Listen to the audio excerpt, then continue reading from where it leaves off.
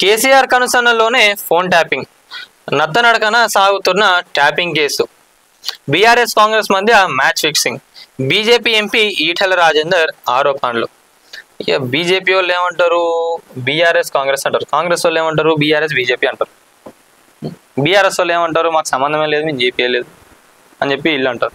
So ఇదంతా పక్కన పెట్టుకుంటే ఇన్ కేస్ ఈ ఫోన్ ట్యాపింగ్ ఇష్యూ ఏదైతే నడుస్తుందో నిజంగా ఇది బీఆర్ఎస్ వాళ్ళే చేపించినట్టుగా ఆ రికార్డ్స్ అనేది కూడా బయటికి వస్తే ఎవరెవరు ఫోన్లు ట్యాపింగ్ చేసిండ్రు ఏందనేది నిజంగా ప్రజలందరికీ తెలిస్తే బీఆర్ఎస్ పని కానివ్వండి, ఆ బీఆర్ఎస్ నాయకుల పరిస్థితి ఎలా ఉంటుందో ఒక్కసారి ఆలోచించుకోండి. మరి ఎందుకంటే ఈ ఫోన్ ట్యాపింగ్ కేసు వెనకాల వీళ్ళు ఫోన్ ట్యాపింగ్లు ఎందుకు చేసిండ్రు, దీని వెనకాల ఏం మతలబు ఉన్నది, ఆ ఫోన్ ట్యాపింగ్లు చేసి ఎవరెవరిని ఎట్లా బ్లాక్మెయిల్ చేసిండ్రు ఏందనేది కూడా మస్తు వార్తలు వస్తున్నాయి. అవన్నీ కూడా బయటికి వస్తే ఇన్ కేస్ మనం సపోజ్ ఎగ్జాంపుల్గా అనుకుందాం, నిజంగా ఆ ఫోన్ ట్యాపింగ్ వల్ల మేము ఇబ్బంది పడ్డాం, మేము ఇన్ని పైసలు ఇచ్చినాం, ఇన్ని వార్తలు వస్తున్నాయి కదా, దాని గురించి అంటున్నా ఎగ్జాంపుల్గా.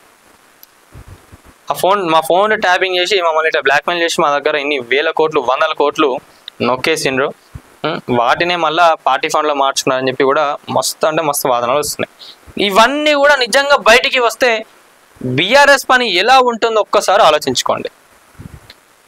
అనేటోళ్ళు మస్తు మంది అంటారు, ఎందుకంటే ఈటెల రాజేందర్ గారిని చూసుకున్నా కూడా గత బీఆర్ఎస్లో ఉన్నప్పుడు ఈటెల రాజేందర్ గారు కూడా అక్రమాలు చేసిన వార్తలు కూడా ఉన్నాయి. ఇప్పుడు మీరు బీజేపీలోకి వెళ్ళి కాంగ్రెస్ బీఆర్ఎస్ ఒకటే అంటే ఎవరు కూడా నమ్మరు. ఎందుకంటే మీరు ఏదో ఫస్ట్ నుంచి బీజేపీలో ఉన్న నాయకులు కాదు, మీరు కూడా బీఆర్ఎస్ నుంచి కూడా పోయిన వాళ్ళే. మరి ఎవరెవరి ఆస్తులు ఎంత పెరిగినాయి ఏందనేది కూడా జనాలందరికీ తెలుసు.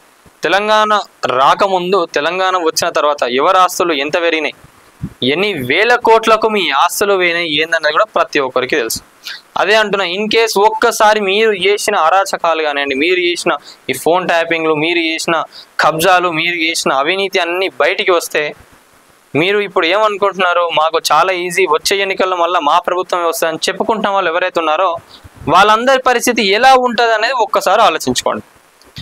ఏదో ఇప్పుడు మీరు ప్రజాప్రభుత్వాన్ని ఒక్క ఇష్యూ పైన పట్టుకొని ఇట్లా లాగుతా ఉన్నారు కదా, మరి మీరు గత 10 సంవత్సరాలుగా చేసిన అరాచకాలు ఏవైతే ఉన్నాయో అవన్నీ కూడా ఇన్ కేస్ బయటికి అవి తేలిపోతే ఎలా ఉంటుంది అనేది ఒకసారి జనాలు ఆలోచించుకోండి, నాయకులందరూ కూడా ఆలోచించుకోండి ఎట్లుంటుంది అనేది.